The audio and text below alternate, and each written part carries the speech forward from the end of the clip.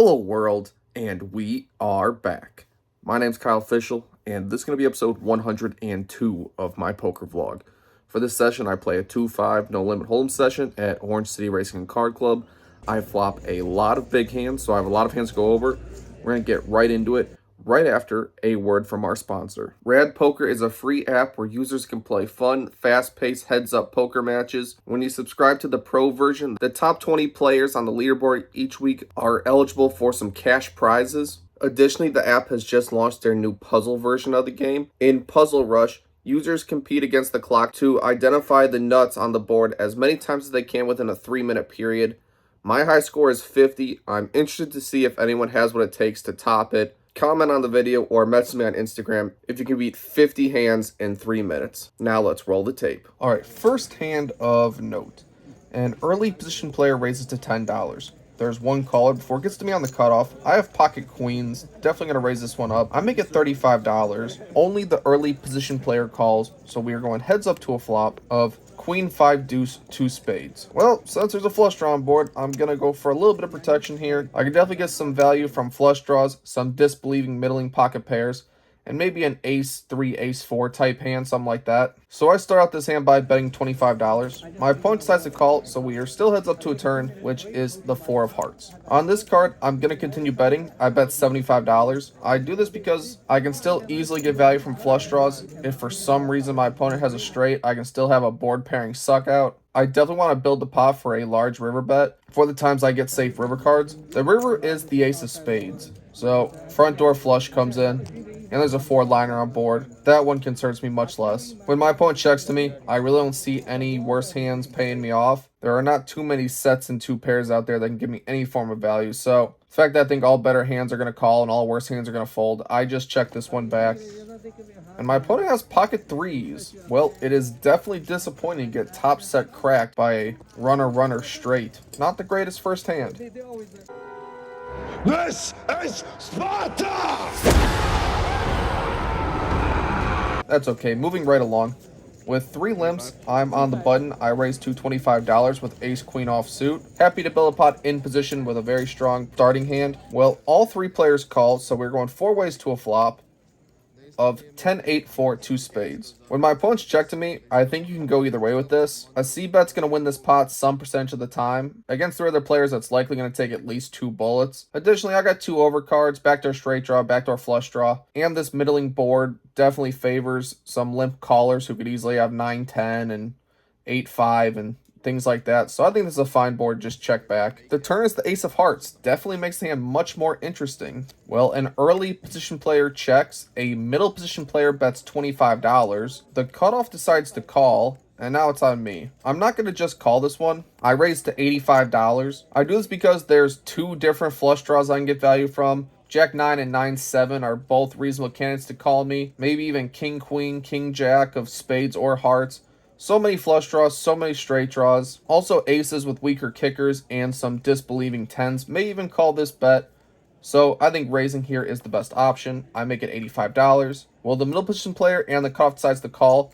The early position player folds. So we are 3 ways to a river card, which is the king of spades. When it checks to me, this is a very bad card. When I'm called in 2 spots and the front door flush just connects, I think it's very hard to get paid off by worse in this spot. Either opponent could easily have a flush, and I have plenty of showdown value at this point. I'm happy to check this one back, and the cutoff had 8, 6 of spades. Well, I guess I put the money in when I had the best hand, and gaining the betting lead made me not have to have a difficult river decision. Easy check back, and we minimize losses, so that's pretty good. So stack's a little bit smaller than when we started, but we're gonna crack on. We add on a little bit to get us back to an $800 max buy-in. This battle is over.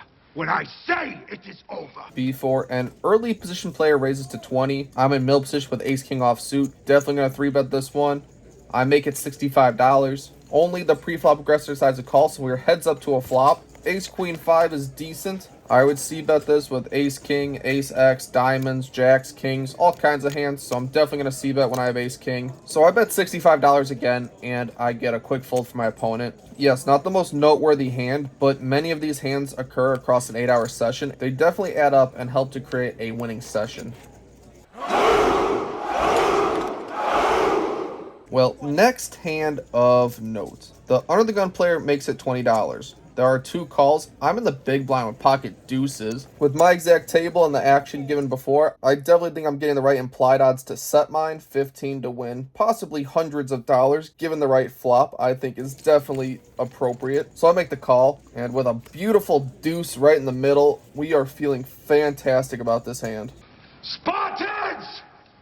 Prepare for glory! The under the gun player continues for $65, and there's one caller before it gets back to me. Now, the under the gun player specifically is an extremely tight player. Almost notorious for being tight. So having a set here, in my mind, is pretty much the nuts. The under the gun player is likely to have aces, kings, queens, maybe sometimes ace, king of hearts, but even that's a little bit out of what I perceive this opponent to be able to have. The player who called in the middle is most likely a heart draw, so we definitely have to raise up right now, get the aces to pay us off, and hopefully get the flush draw out of there. So I happily raised to $230. The under the gun player does what I expected. He goes all in, and luckily for me, the middle position player decides to fold. So great situation for me. Getting it all in with a set feels great. I have a set. I have a set too. Well, then you're way good. Really got set over set? Except my opponent had pocket eights, and we get flopped set over set. There is no glory to be had now! Which is extremely disappointing. Unfortunately, these things are just going to happen in poker sometimes. You're going to get cooler. You're going to be on the bad side of it. Even though this one was kind of expensive, all we can do is lick our wounds and move on.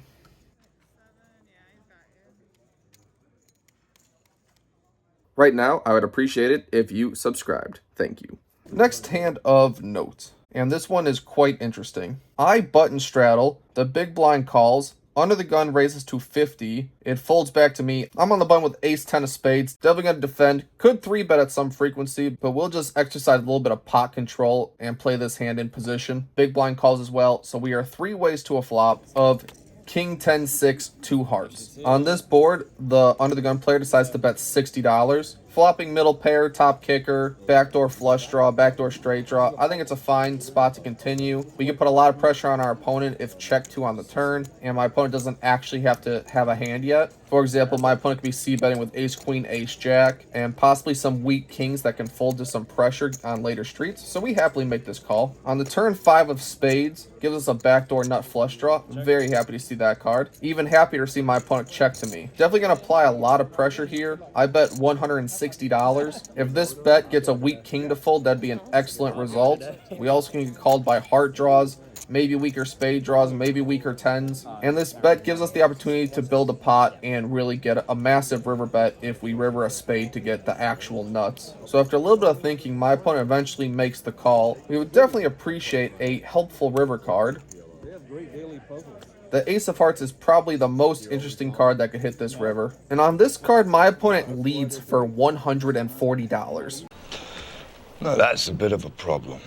Down bets my turn bet and leads into me. The sizing definitely screams block bet. So right now, please take a moment and comment what you think the correct response to this bet should be. It seems as though my opponent definitely has some level of showdown value. I think it's nearly impossible to think my opponent would do this with complete air. So the only showdown values that I beat are like ace queen, ace jack. This opponent had been pretty aggressive, so I'm not sure how often my opponent bets a flush draw but doesn't double barrel the turn, unless they had exactly like King X of hearts and had enough showdown value to not require any bit of protection for their specific hand. But other hands that beat me that I think would block bet are like exactly ace king. I feel like that's a very reasonable hand to play this exact same way. Also hands like queen jack, open-ended, makes a straight but kind of a dicey board. That's something that you might block bet with this exact hand. I do think the only option in this point is to either jam or fold, represent the absolute nut hearts, or just fold. Either way, with all that being said, even though this bet is so small in relation to the size of the pot, there's almost no value hands I actually beat. I blocked the ace X of spades that might turn their hand into a bluff. So I think this is just kind of a disappointing fold. And my opponent claims they had Queen Jack of Hearts. I'd say story checks out. I have no reason to disbelieve them. It was just quite an interesting turn of events in this hand. Next interesting hand. It folds all the way to the button, who raises to $15.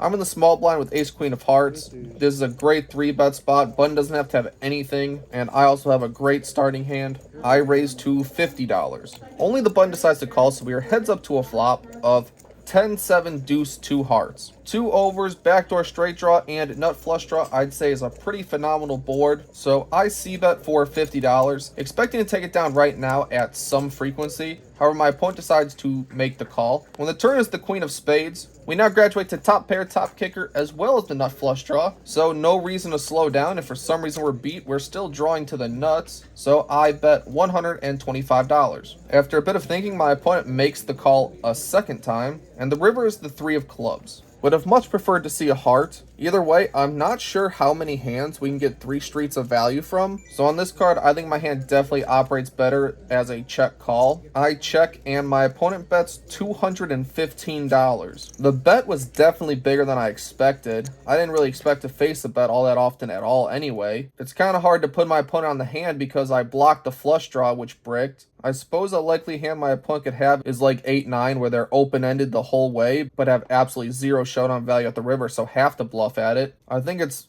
tough for flopped sets to go 2 streets without ever raising when I could easily have a heart flush draw. And the fact that I'm literally just not going to fold top pair, top kicker. No retreat. No surrender. On a relatively dry, unconnected board. So I make the call, and my opponent has king-queen offsuit. I'd say we're the benefactor of a mini cooler and a very favorable turn card. And pots like that help the stack grow. We are actually into the game for $2,200 at this point, so still down, but not as bad as it was at one point. Next interesting hand. An early position player raises to $20. I'm in late position. I raise to $60 with pocket tens, and the pre-flop aggressor is the only caller. So we are heads up to a flop of Jack 10-5, flopping another set. We are doing good at flopping sets, not so good at winning with them yet. And ironically, on this card, my opponent leads for $150, leaving himself about $300 behind. I guess he could have a hand like ace-5 of hearts or ace-jack. Either way, regardless of what he has, we are never getting away from middle set for $500. So we're just going to put him all in right now, as he's pretty much committed himself with his flop lead. My opponent does in fact make the call, and I just tell him that I have a set. If my opponent was on just a flush draw, he is turned dead with the 5 of clubs giving me a full house. And I just show, my opponent decides to muck, and that will bring us to the land of profitability. We are finally up about $50 on the session. Feels good to climb out of the hole when getting multiple sets cracked and some other hands going the other way, but we are not done yet. A final hand of note. An early position player raises to $25. There's 2 callers before it gets to me on the cutoff. I have pocket queens of the black variety. I'm not going to just call this one when I have a premium in position. There's plenty of action out there, plenty of dead money. I raise to $110. Well, all 3 opponents call. So we're going 4 ways to a very bloated pot. Ace queen 9 is the flop. We get another set. Feels amazing, especially when it's ace high there, and no one should really have pocket aces as they did not 4-bet. Feels extremely good, extremely safe for me. When it checks to me, I decide to c-bet for $275. Definitely want to size up a little bit. Hearts are definitely a threat that we would definitely enjoy some protection against. Well, it folds all the way to a middle position player who decides to jam for about $900. You know, if you watch all of this part, I'm not folding middle set, so the runout does let Jack 10 get there, which is slightly concerning. But my opponent claims that he had ace-king. We are definitely good against that hand. And that is how profit is made in poker. Yes, just flop 4 sets and have only half of them hold up. Either way, happy to climb out of this hole. We are into the game for $2,200. Out of the game for $33.98, which is a profit of $1,198. We played for 7 hours, which equated to $171 an hour, or 34 big blinds an hour. Well, if you have made it all the way to this point, thank you. I appreciate it. I feel pretty good digging myself out of the big hole I was in. Definitely feels like a really big win. And as always, there will be more content next week.